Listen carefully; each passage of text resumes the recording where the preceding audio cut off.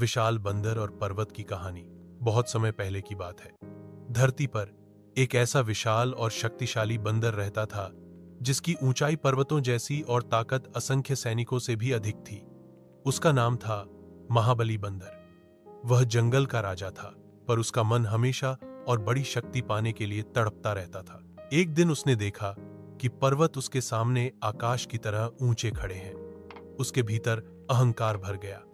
उसने सोचा, अगर मैं इन पर्वतों को फाड़ दूं तो पूरी दुनिया मेरी ताकत को मानेगी। यह सोचकर वह दौड़ा और अपने दोनों हाथों से एक विशाल पर्वत को पकड़ लिया। उसकी गर्जना से धरती हिल उठी और आकाश में बादल फटने लगे।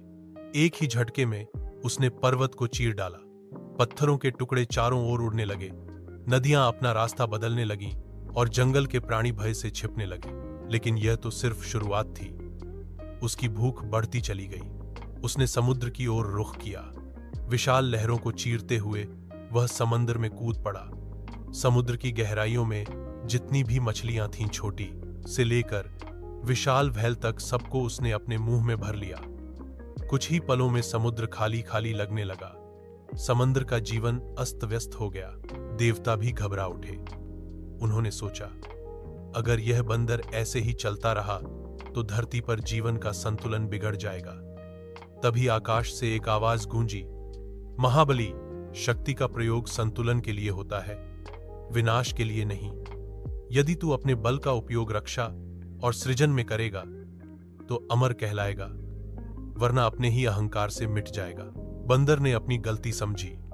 उसके आंसू समंदर में गिरते ही लहरें फिर से जीवन से भर गईं। पर्वत की दरारों से झरने बह निकले और हरियाली लौट आई।